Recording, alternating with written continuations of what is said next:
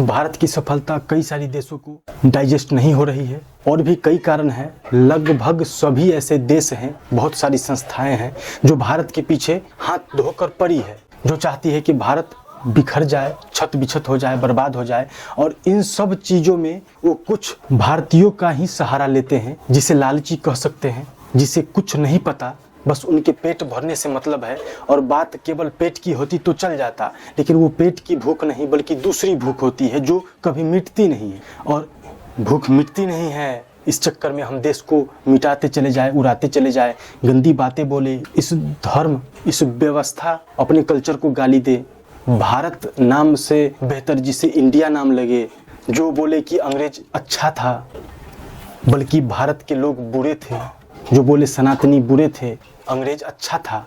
इन सब चीज़ों से, इन सब बातों से आपको पता चल रहा होगा या चल चुका होगा कि हमें इतनी देर से आज़ादी क्यों मिली और अंग्रेज को सपोर्ट और समर्थन करने वाले कौन थे और कौन कौन से ऐसे लोग थे जो उस पोस्ट पर, बड़े पोस्ट पर होते हुए भी अंग्रेजों के साथ बगावत नहीं की, आंदोलन नहीं की, बल्कि वो अपना दूसरे ही स्वार्थ के चक्कर में थे। वो अपने खुद के स्वार्थ एवं कहाँ पे गवर्न करना है इस चक्कर में थे।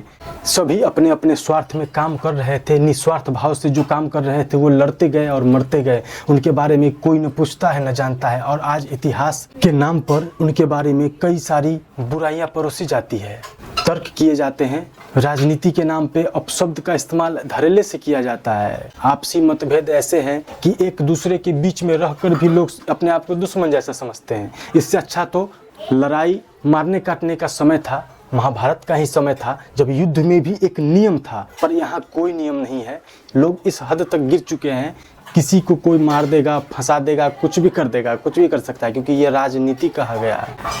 मैं ज़्यादा क्या बोलूँगा। भारत देश की जब भी बात आएगी, जब भी सनातन धर्म की बात आएगी, हमें आना ही पड़ेगा, बोलना ही पड़ेगा। बाकी हम चुपचाप रह के, डर के और शर्म करके बैठ तो नहीं सकते, क्योंकि ये सब तो हमने सीखा ही नहीं। सच्चे सनातनी को देश पर कभी भी आंच आती है तो कहीं भी कोने में बैठा हुआ राष्ट्रभक्त जो होगा उसके दिल में तकलीफ होगी।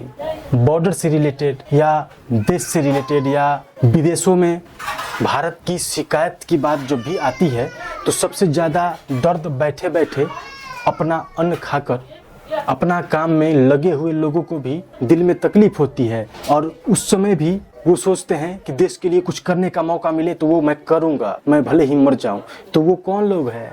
वो त्याग करने वाले लोग हैं, वो देश को बचाने वाले लोग हैं, उस देश को नोचने वाले, अधिकार की बात करने वाले वो लोग नहीं। वो लोग ऐसे हैं जो देने वाले हैं, अपना हर एक चीज़ लुटाकर, जिन्होंने इस देश को बनाया, लालच में हम उसे नोच नोच कर खा रहे हैं। और उस नोच नोच कर खाने में अगर हमें दिक्कत हो रही है तो हम विदेशी मीडिया का, विदेशी संस्था का सहारा ले रहे हैं, देश विरोधी तत्वों से मदद ले रहे हैं ताकि भारत को नोच ले, तोड़ दे। एक बार तो टूटा। पाकिस्तान का जब बंटवारा हुआ उससे अच्छा बंटवारा अभी भी नहीं हुआ रहता और हम लड़ते, बहुत अच्छा रहता।